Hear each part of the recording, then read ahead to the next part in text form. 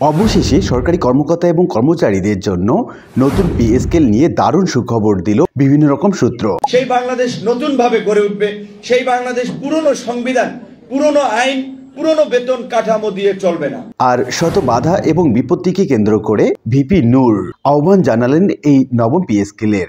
Tiffin ভাতা 200 টাকা, তাহলে একটা স্যান্ডউইচ কিনতে গেলেও 40 টাকা লাগে, তাহলে এটা তো এক সপ্তাহ নাস্তার টাকা না।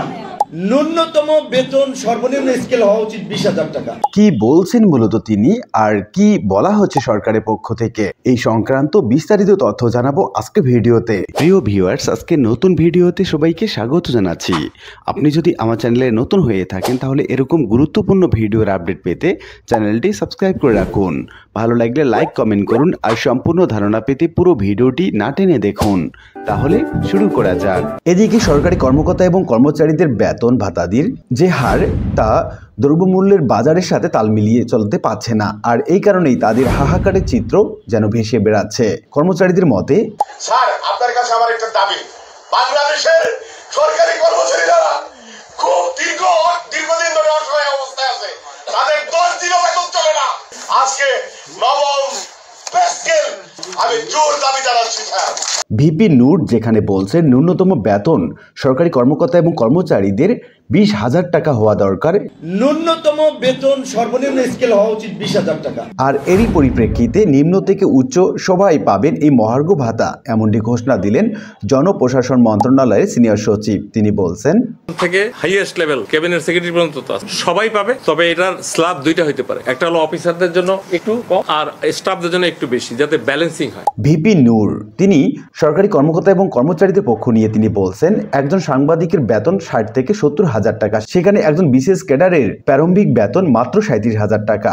এই বিদ্যমান সোসাইটি, যেমন আপনি একটা বেসরকারি চাকরি করে একটা সিনিয়র সাংবাদিকও দেখা যায় আপনার ধরেন 70-80 হাজার টাকা বেতন পায়, কিন্তু সেই তুলনায় দেখা যায় আপনার বিসিএস এর প্রথম শ্রেণীর একটা কর্মকর্তা হিসেবে যারা ঢুকে, অনেক ক্ষেত্রে তারা সর্বোচ্চ 37,000 টাকা বেতন পায়। সরকারি কর্মচারীদের জন্য সবচেয়ে হাস্যকর যে ভাতাটা, সেটা হচ্ছে টিফিন ভাতা।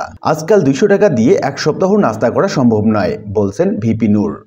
টিফিন ভাতা 200 টাকা, তাহলে একটা স্যান্ডউইচ কিনতে গেলেও 40 টাকা লাগে, তাহলে এটা তো এক সপ্তাহ নাস্তার টাকা না।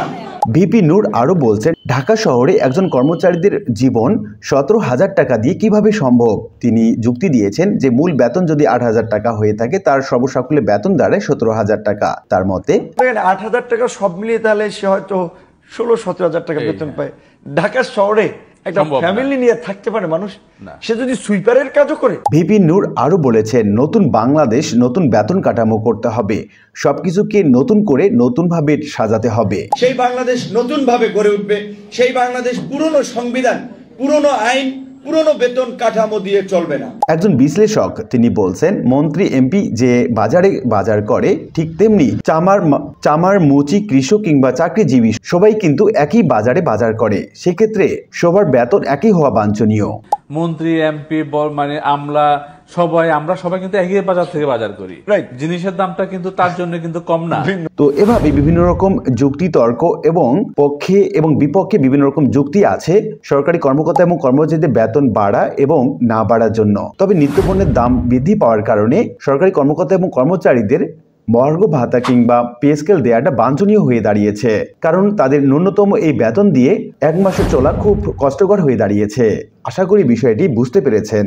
আর আজকের ভিডিওটি এ পর্যন্তই। আশা করি ভিডিওটি আপনাদের ভালো লেগেছে। ভিডিওটি ভালো লাগলে লাইক কমেন্ট করতে ভুলবেন না। দেখা হবে অন্য কোনো ভিডিওতে। সে পর্যন্ত সবাই ভালো থাকবেন। ধন্যবাদ।